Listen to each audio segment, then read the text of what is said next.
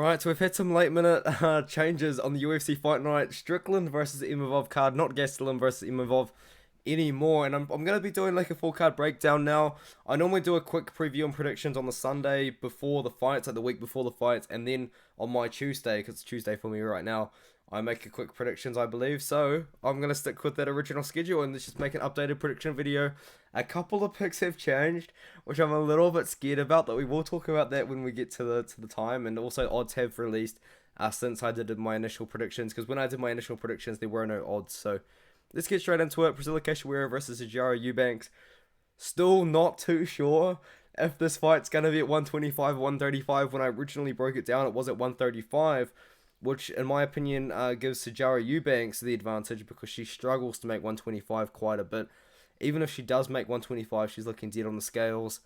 But most of the time, she does not really tend to hit 125. So, Priscilla Cachoeira also fought her last fight at 135, but I think she's making the return back to 125. So, I'm going to trust Tapology on this one.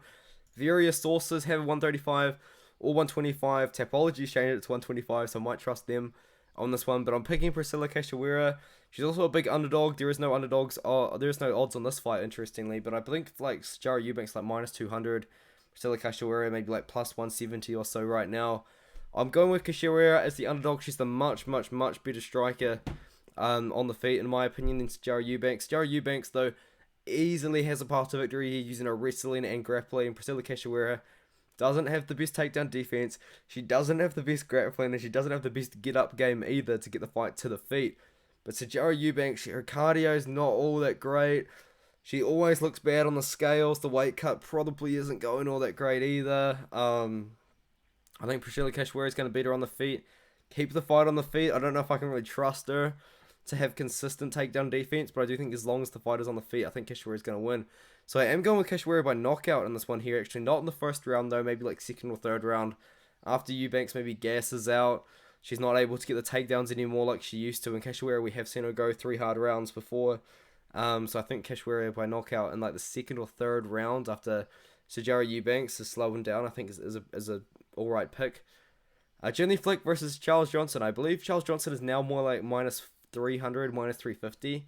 But at one point, man, he's like minus 500. I was like, where is this coming from? I think it's maybe people saw that Jenny Flick was going to be retiring, so they threw lots of money on Charles Johnson, and then the lines kind of corrected itself, and people were like, oh my god, Jenny Flick plus 400, plus 450 or whatever, like we've got to jump on that line now, and yeah, I think now it's finally gotten back to somewhat normalcy, minus 300 Charles Johnson, but odds are still a bit wide, man.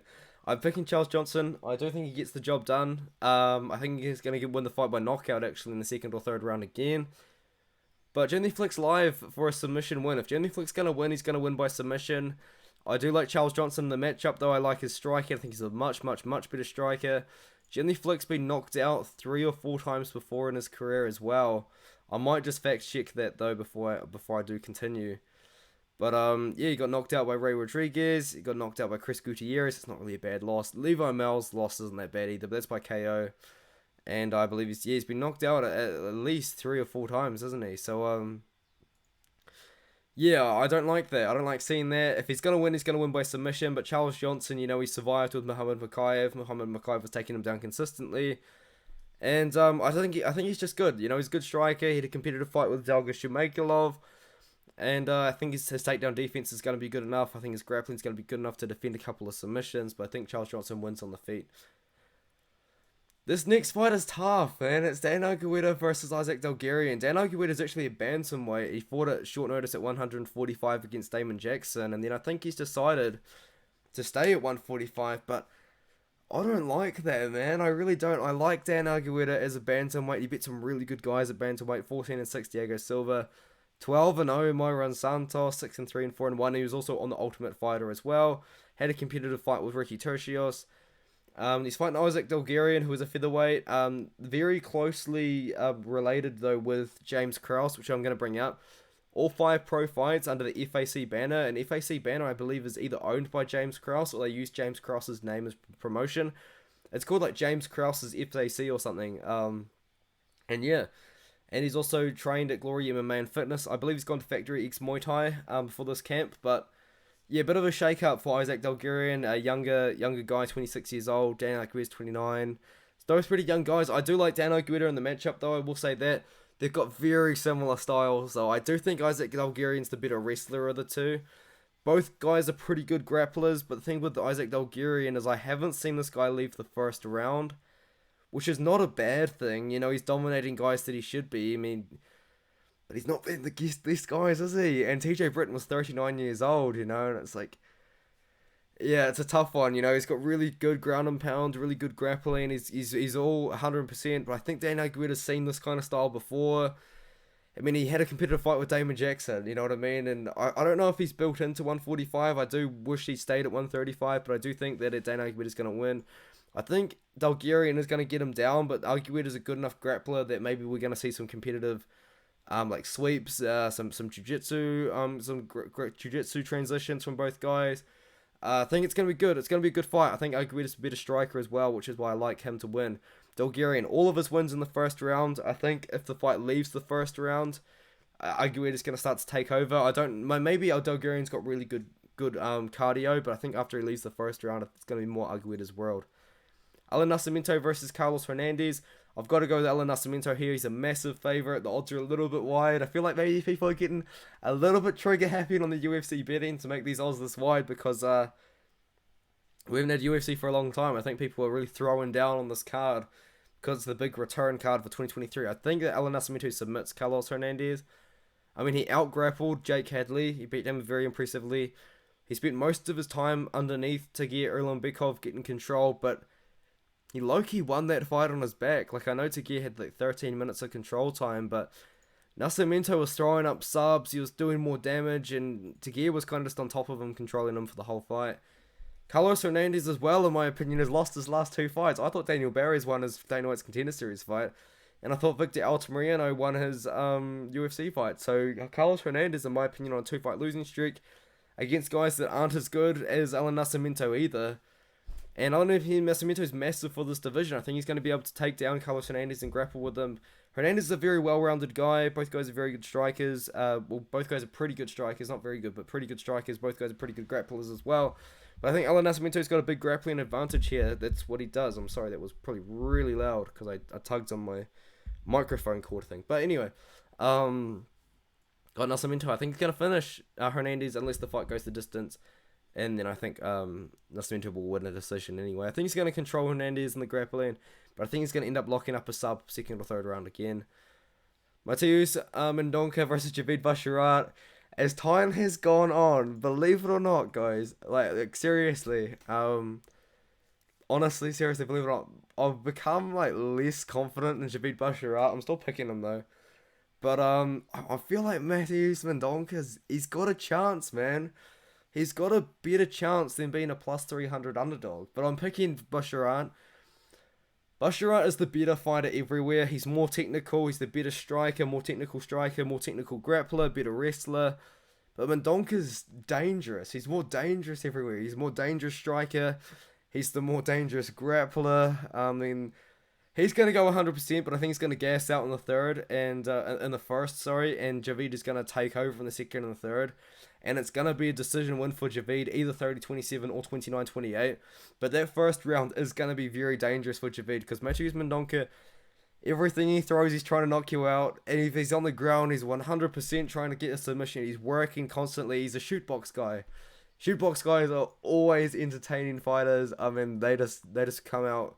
They bring savages out of that gym, man. Shootbox Diego Lima. Daniel Santos is a good example of that. Just other really good guys coming out of Shootbox. Keep an eye on that gym. But Javid Basharat, I think he's going to win a decision here. He's the much better wrestler and grappler. Technically, I think he's the better wrestler just in general. I think he's going to use that grappling to beat Mendonca. I think he's going to take him down and control him for 3 rounds. But as long as the fight's on the feet, Mendonca's going to be trying to knock this guy out. As long as the fight's on the ground, he's going to be trying to submit Javid. It's going to be quite fun in the first round for sure. But I do think Basharat does win a decision. It's a very interesting fight, 2 undefeated guys. But Javid has fought pretty good competition in the UFC, has proven himself to be very UFC level. Next one, Mateusz Rebecki versus Nick Fury. Or more like, I think it's Rebecki or Rebecki is how his name's actually meant to be pronounced, sorry. But Mateusz Rebicki, I think he's going to beat Nick Fury here. Nick Fury is just one of those guys that the UFC signs on short notice that comes out of a big gym, but his record is padded, man. It's like the same sort of thing as Stephen Oslo, I think his name was. Stephen Oslo, Obi-Wan Shinobi the Pillow. Yeah, he got us. He was kind of similar like this. He was speeding everyone that wasn't that great, like beating guys they should. I mean, there's not a lot of tape out on this guy. He does train with Calvin Kattar. He's beaten Jay Ellis, the GOAT, twice, which is cool. But what he does is he's a really good jiu-jitsu guy. I believe he's a black belt under Renzo Gracie. I could be wrong, but I do believe he's a black belt under some Gracie. So he's a legitimate grappler, but so is Mateusz Rebicki, man. This guy is a gold medalist in Poland in grappling. I think it's 80cc, if I'm correct off the top of my head. And he's a legit grappler too. I think he's the better striker in the matchup too, from what I've seen. I haven't seen much of Nick Fury. There's not a lot of tape out there. But at the end of the day, it's a guy that's fought guys with almost everyone's got a losing record. And Mateusz Rebicki, look at the 5-1 12-2, 7-2, 10-4, 11-1, 30-12. Like, there's just difference in the level of competition they've been fighting, big time. I think Rebicki's going to get a knockout, as does Tapology, actually. A lot of Rebicki's most recent fights have been wins by knockout, but he did get a submission over Rodrigo Lidio, which I called. His first submission in years, I called that. But I don't think he's going to get a submission over next year. I think the fight's going to be on the feet for a little bit, and Rebicki's just going to knock him out in the first or second round, probably. So I'm checking my phone, because I'm expected a call from the doctor, because I'm a lot more sick than I'm meant to be. But Adil Razak Al Hassan versus Claudio Ribeiro. This is a tough fight. I picked Claudio Ribeiro. I'm not very confident in him at all. Don't bet this fight. Unless you're going to bet like an under, in my opinion. I think either side is sketchy. Abdul Razak Al Hassan, I think the fight's lined correctly. I'm picking Claudio Ribeiro, even though I think he should be the underdog. Both guys on the feet are pretty reckless. They're both trying to knock you out. They're both going to go crazy. But on the ground, I think Abdul Razak Al Hassan does have the advantage, and Claudio Ribeiro's takedown defense is pretty bad. It's shockingly bad, actually. But the thing about Claudio Ribeiro is he gets taken down, they just get straight back up every time. It's kind of insane. But the way that this guy strikes, Ribeiro, he is reckless. He's got no concern for his own safety. He throws hooks. He doesn't throw straight punches. He throws hooks and overhands. He's going crazy. And if he was fighting anyone else, I probably wouldn't pick him to win. But I do think he's going to knock out Abdul Razak Al Hassan. It is worth noting that every single win on Abdul Razak Al Hassan's record is a first round knockout. He's dangerous in the first round as well. All 10 of Claudio Ribeiro's wins are by knockout as well. He had a close fight with Joaquin Buckley, but I just don't know if I can trust Al Hassan to use the wrestling and grappling. I think Claudio Ribeiro with his style is just going to be running forward, and he's just going to be throwing hooks and hooks and hooks and hooks. And I think he is going to get the knockout over Al Hassan. So give me Ribeiro. I'm surprised a lot of people picking him to Tapology. I thought Razak Al Hassan should be the favourite on Tapology as well. Al Hassan's the more well-rounded fighter. He's got the more ways to win. But I've just got a feeling. I've got a feeling in my balls that Claudio Ribeiro is going to run out there like a madman and just get a KO in the first or the second round. So next one is Umar Nurmagomedov versus Raoni Barcelos. Odds once again a little bit wide, but I do think Umar Nurmagomedov wins. On the feet, it's going to be pretty competitive, but Umar is actually a very good striker. He's got good leg kicks, he's got good body kicks, he's got good head kicks, he's got everything going for him there. And on the ground as well, it's going to be pretty interesting because Raoni Barcelos is like a Brazilian wrestling champion. He's a pretty good grappler himself. Umar Nurmagomedov's obviously a great wrestler and grappler too. Umar and Raoni are both very well matched in this fight. Umar is going to win though by decision. I would be surprised if he finishes Barcelos. I'm going to go Nurmagomedov by decision. Sorry guys. I've got a cough, so hopefully this mutes my mic, and I'll be back in like 1 second, so that would be awesome.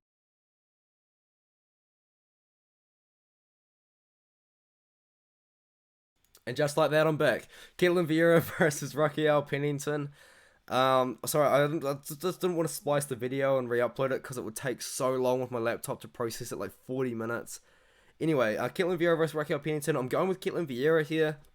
I believe Raquel Pennington opened up as the favourite, which is interesting. But I do like Ketlen Vieira here. Raquel Pennington, the thing about her though is she's always quite live to win a fight, or at least make a fight competitive no matter who she's fighting. Like, look at her losses. Holly Holm, Jermaine Durandamy, Amanda Nunes, Holly Holm again, Jessica Andrade, Kat Zingano even's not a bad loss, especially early on in her career. Like, they're all champions. Everyone she's lost to is a former champion, and she beat Aspen Ladd. She beat Macy Chiasson, which I guess was a good win. Penny Kianzad's not a bad win either. But I do think Ketlen Vieira wins. I think they're trying to build Ketlen Vieira into like a title challenger. I think if she wins this one, or I think either girl wins this one, they might be the ones to challenge Amanda Nunes low key. Like who else is there? Like Juliana Pena for a third time. Like who wants to see that? So I think if Ketlen Vieira beats Raquel Pennington, which I think she will do, I think she'll be next in line for the title. Hopefully not a main event. They'll probably sell like 100,000 pay-per-views. But I do think Ketlen Vieira is the much better striker. And the matchup, Raquel Pennington, though, is going to be trying to clinch up Ketlen Vieira against the cage. That's all she does, is she clinches you up against the cage and wins by control time that way. It's probably one of the most boring styles in all of MMA, but she's made it work. So I'm going Vieira decision. I think she's going to outstrike her on the feet. She's a pretty good grappler herself, but she's not really the best grappler. I mean, Pennington's a pretty good grappler too, but I think for the most part the fight will take place on the feet and Vieira will win in the striking. Punahele Soriano taking on Roman Kopylov. I do like Punahele in the matchup. I'm seeing some people pick Roman Kopylov, which is interesting to me. I'm just not really sold on him yet. You know what I mean? Like, I'm not fully sold on Punahele Soriano either. I think he let a lot of people down with that Brendan Allen fight. Like, he was meant to knock out Brendan Allen in the first round and just didn't. And then he lost to Nick Maximov, but he got out-wrestled by Nick Maximov as well. And I got so much hate. I picked Nick Maximov to win that fight with his wrestling, and people were going crazy at me, saying Soriano's a D3 wrestler, this and that. But if you actually do your research, Nick Maximov's a very good wrestler as well. He's got a pretty good wrestling background. Anyway, he knocked out Dolce Lumgumbula. I think he's going to knock out Roman Kopylov here, but Roman Kopilov's a pretty good striker. He's not really a wrestler and grappler. I think Soriano's going to be the one to initiate wrestling and grappling if he has to.